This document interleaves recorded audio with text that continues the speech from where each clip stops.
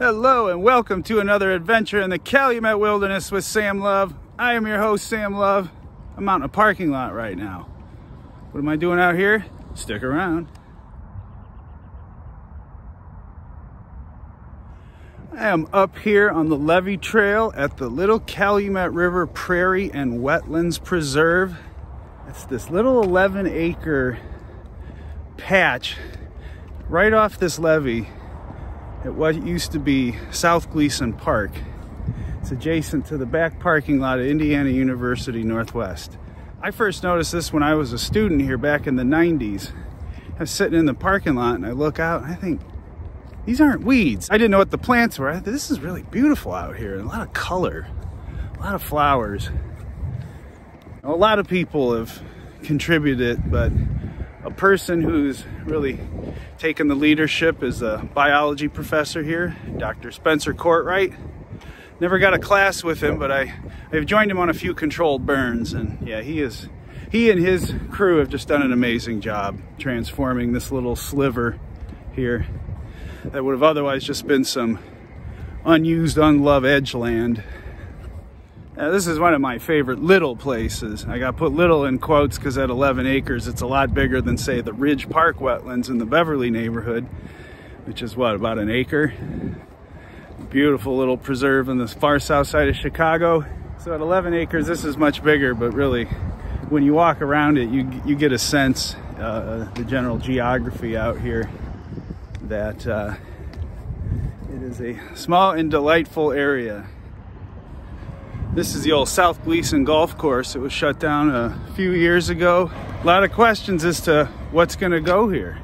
I think I'm gonna have to do a full-on episode because there's a lot to cover, but you know, it seems like if things go as how things have been going, we're gonna end up with yet another truck stop.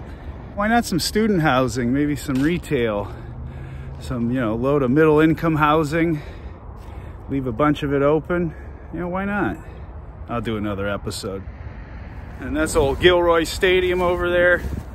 Stadium that brought down an administration. You know, there's only one grandstand. There was in the budget for two, but that money went elsewhere and sealed the deal for the Chicheris administration back in the 60s. All right, coming up on the trail here. So you got to walk along the sidewalk and then part of the park where there is no sidewalk here. We're coming up on the river. There's been some plans to sort of make this area more accessible. Maybe put a boat launch or, you know, some benches or, you know, native plantings or something. Not exactly sure what the full-on thing is, but yeah, it'd be nice. It's an interesting part here because this is the gateway into Midtown.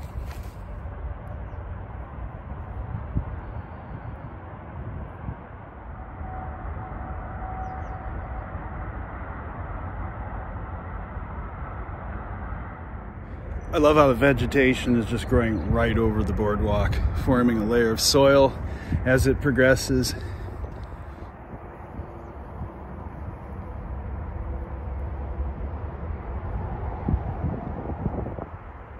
Yeah, you don't really get to view the river too much from the trail here, and it's channelized, but yeah, still attractive.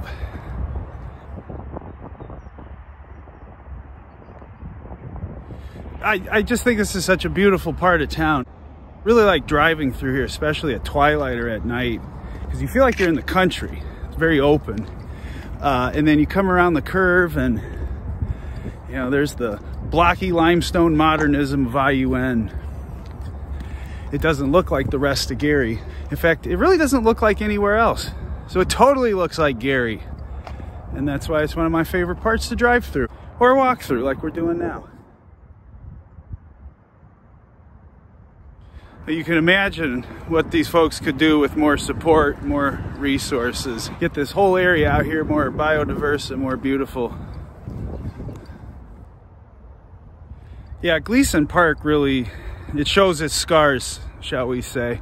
You know, you could tell this was a contested border ground area. This park is segmented, chopped up, you know, all kinds of things running through it, half development, segmentation. it shows. You know, it doesn't feel like a single unified natural area. It feels like it's been parceled and cut up. Little bits of it have their charms. A lot of it's, you know, weeds, phragmites, or just mowed grass in these levees. So I think a rebranding would be in order. And frankly, drop the Gleason name. I have no respect for him. He was an out-and-out segregationist and racist.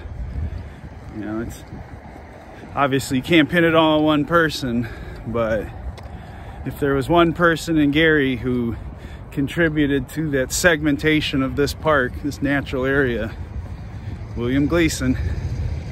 Yeah, I always thought they should revert to the original name, Riverside Park, and put the emphasis on the water body, not the person who segregated this park. I got to participate in a controlled burn out here once. It was a lot of fun. In fact, one of my tasks was to make sure none of the flames or embers jumped over the path into that Phragmites. And I'm happy to say they didn't that day. Because if you've ever seen Phragmites go up, oh my, it goes. Imagine that whole field catching. Never be another controlled burn in this town again. The park goes all the way up to the highway practically, but it's just unusable, most of it. Overgrown, untended. So a park with very little actual park recreational space left to use. Yeah, this would be a major project. I guess it's not sexy enough because it's not on the lakefront. But really, you just look at this little preserve, these, you know, mere 11 acres, and see how much been's done there. You think, God, what if the rest of it got the same treatment? And even though this is very much a second nature, it really does such a good job of mimicking the original terrain out here. So the levee is the dune, the high dry region, and then you've got a small swale running through the middle. I learned that when I was doing the burn. I learned that I had a hole in my boot as I stepped right into it and my foot got wet, which is a very uncomfortable thing when it's like 40-some degrees out, even if you do have a lot of fire to keep you warm.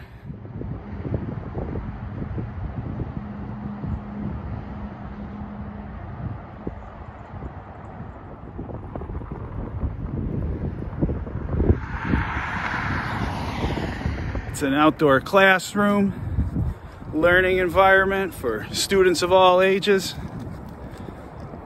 open air laboratory, you name it. Well, that's a quick look at the Little Calumet River Prairie and Wetland Preserve. Quick look at the Little Calumet River.